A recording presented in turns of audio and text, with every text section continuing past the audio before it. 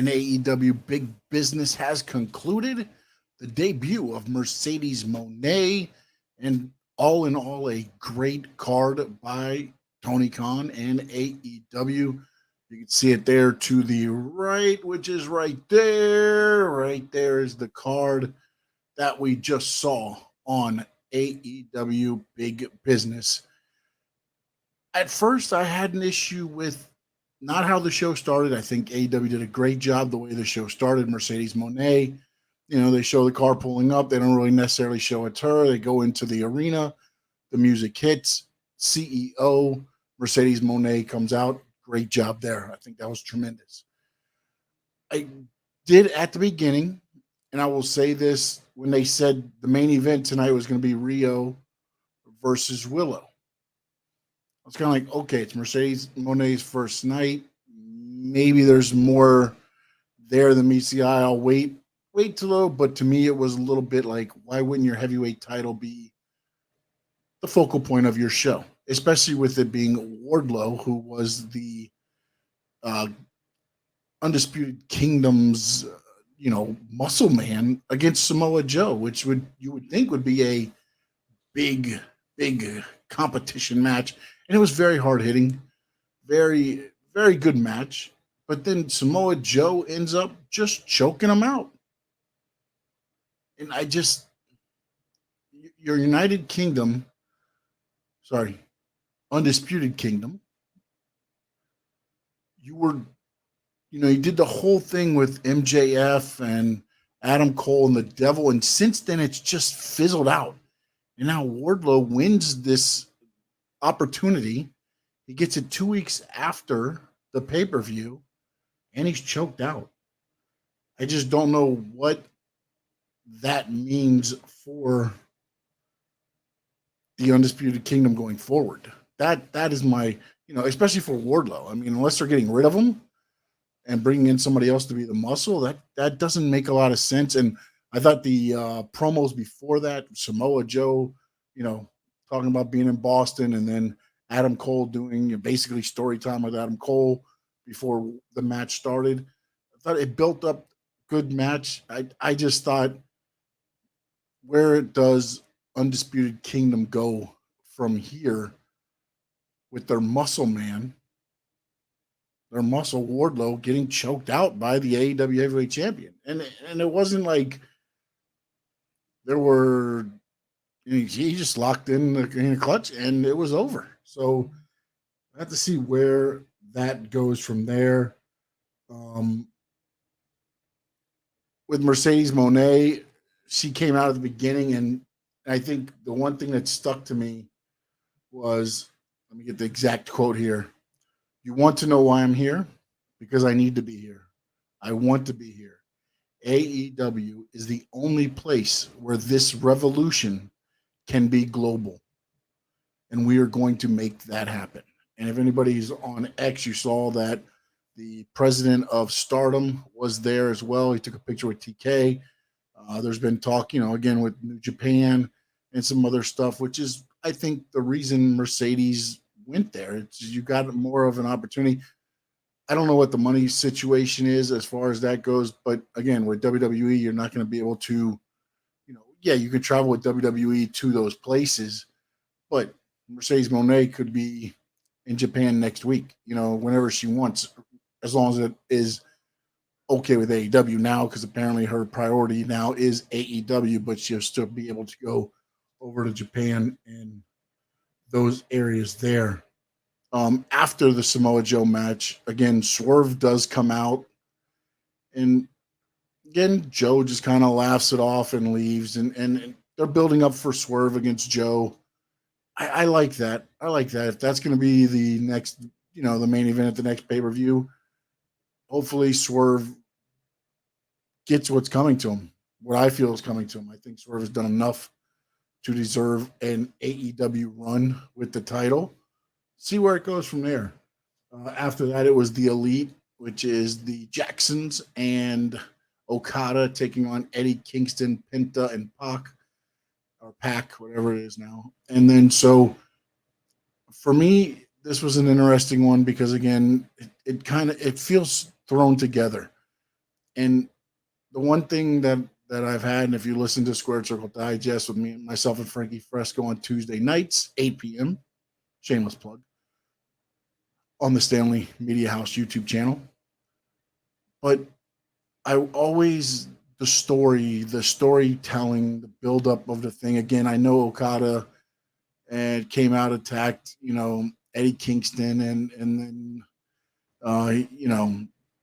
well, saved Eddie Kingston, then attacked Eddie Kingston, however you want to look at that there. And then I know Pac came out and confronted Okada. So there's a little bit of storytelling there. But ultimately, I think next week in Toronto, which shapes up to be another hell of a card by AEW. And again, never have an issue with anything that happens inside the ropes of AEW. The matches are always, usually you get top notch matches. My worry or my only thing has always been, you get these matches, on cable TV. What are you going to get on the pay per view? So now you've got, the buildup for this was Okada, Kingston's battling everybody, gets a low blow, turns in, Rainmaker, Okada gets the pin, and then it's announced later in the card that next week for the Continental Crown, it will be Okada taking on Eddie Kingston. So there you go. That's what they were doing, setting up that 6-man match. That's kind of what the whole gist of it was to get to Okada, Eddie Kingston next week. But to me, again, you could draw this out longer and bring it to the next pay-per-view. I feel like that is a pay-per-view match where you could tell more of a story and have Eddie and Okada carried out for a little bit longer. But hey, I'm all for watching it next week as well. So that is going to be in Toronto next week. You had the Jay White was next. And what's interesting is they said on the thing, this is Jay White's first singles match. It is March 13th. We're almost 3.5 months in, and Jay White has yet to wrestle a singles match until tonight when he took on Darby Allin. And again, Darby Allin, it was a good match. Darby misses the coffin drop to the outside, beats the count back in right into Jay White's finish, and 1, 2, 3. Jay White goes to shake his hand, does the gun salute. The guns jump him. Here comes the Acclaim out with Billy Gunn, and looks like everything's kind of getting calmed down. And then ultimately it turns into Billy getting hit with a chair, Acclaim getting laid out by the guns, and then they take the chair to Darby's ankle, which I believe that is to write him off, and so for him to go climb Everest now. So I believe that, unless maybe they bring him back, I think he goes at the end of this month. So maybe he shows up next week and then they take him out. He comes back to try to, but they did the ankle injury this week. So we'll see what they do, how they do it, if that is the end of Darby for a little while. You had Hook and Jericho take on the Gates of Agony. Another match where, you basically did this match, we find out, so that you can get to Jericho against Hook, which will be also next week in Toronto. After they fought each other, Jericho said, I learned a lot about you, teaming with you. Now I need to learn by wrestling you. Will you face me one-on-one? And Hook, of course, accepts. So next week in Toronto, in Canada, Jericho takes on Hook. So it's going to be interesting to see how this plays out.